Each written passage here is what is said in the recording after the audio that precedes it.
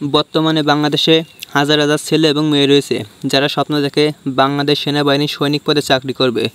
এরকম চিন্তাভাবনা অনেকেই রয়েছে, বাট তাদের দেখা যায় যে এমন কিছু সমস্যা রয়েছে যে সমস্যাগুলোর কারণে কিন্তু তাদের সেনাবাহিনীর চাকরি হয় না। এমনকি এই সমস্যাগুলো থাকার কারণে কিন্তু তাদেরকে মাঠ থেকে বের করে দেওয়া হয়। তো এমনই 5টি সমস্যা নিয়ে তৈরি করছে আজকের এই ভিডিও। আজকের এই ভিডিওতে আমরা আলোচনা করব যে 5টি সমস্যার কারণে আপনার সেনাবাহিনীর চাকরি কখনোই হবে না। তো এই 5টা কিন্তু মোস্ট ইম্পর্টেন্ট বিষয়, সব অবশ্যই মনোযোগ সহকারে দেখবে। তো আসসালামু আলাইকুম গাইস, আশা করি সবাই অনেক ভালো রয়েছে। তো ভিডিওর টাইটেল এবং থাম্বনেল দেখে বুঝতে পেরেছো আজকের ভিডিওটা কোন টপিকসে হতে চলেছে। সো পুরো ভিডিওটা অবশ্যই মনোযোগ সহকারে দেখবে। আর ভিডিওটা যদি তোমাদেরকে ভালো লেগে তাহলে অবশ্যই একটা লাইক দিবে, আর যারা চ্যানেল নতুন দর্শক রয়েছে অবশ্যই চ্যানেলটা সাবস্ক্রাইব করে দিও। তো চলো আজকের ভিডিওটা শুরু করা যাক। Subscribe to my channel. তো কী থাকছে আজকের এই 5টি বিষয়, চলুন একে একে জেনে নেওয়া যাক। তো নাম্বার 1 রয়েছে দেহের বিভিন্ন অংশ কেটে যাওয়া, সেই সাথে সেখানে কাটা দাগ থেকে যাওয়া।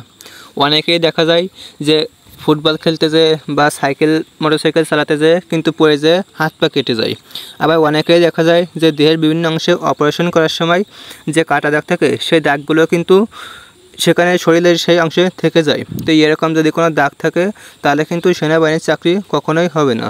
তো যাদের এরকম সমস্যা রয়েছে তারা অবশ্যই ডাক্তারের পরামর্শ নেবে।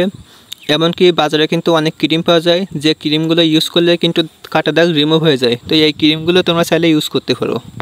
তারপর নাম্বার 2 রয়েছে শরীরের বিভিন্ন অংশ ভেঙে যায় আর সেখানে যদি বাঁকা হয়ে থাকে।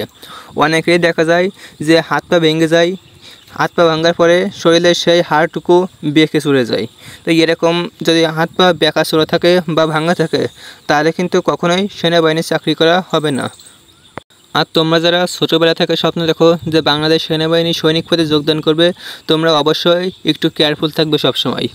তারপর 3 নম্বরে যে বড় সমস্যাটি রয়েছে সেটা হলো চাকরি না হওয়ার আগ পর্যন্ত বিয়ে করা যাবে না, সরকারি নিয়ম অনুসারে বিয়ে করতে হবে। অনেকেই দেখা যায় যে বয়স হওয়ার আগে কিন্তু তারা বিয়ে করে ফেলে, কিন্তু এটা কিন্তু ডিফেন্সের চাকরির ক্ষেত্রে সবচেয়ে বড় বাধা। কারণ ডিফেন্সের চাকরির ক্ষেত্রে আপনার বয়স 24 বছর হওয়া লাগবে, অথবা আপনার চাকরির বয়স 6 বছর হওয়া লাগবে, তারপরে কিন্তু তারা আপনাকে বিয়ে করার অনুমতি দিবে। কিন্তু এর আগে যদি আপনি বিয়ে করে ফেলেন তাহলে কিন্তু আপনার চাকরি কখনোই হবে না। নাম্বার 4 যে বিষয়টি রয়েছে সেটা হচ্ছে কোনো ফৌজদারি মামলায় দণ্ডপ্রাপ্ত আসামি হওয়া যাবে না, কোনো ক্রিমিনাল কেস থাকা যাবে না।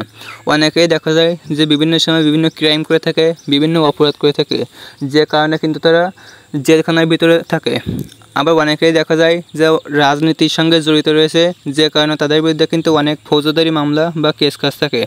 তো যারা ডিফেন্সে চাকরি করতে চাও অবশ্যই এ সকল কাজ থেকে দূরে থাকবে।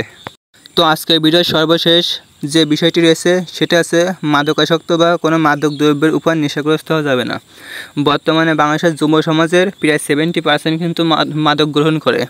তো যারা ডিফেন্সে চাকরি করতে চাও এ সকল কাজ থেকে দূরে থাকবে, কারণ মাদক গ্রহণ করলে কিন্তু সেনাবাহিনীর চাকরি করা সম্ভব নয়।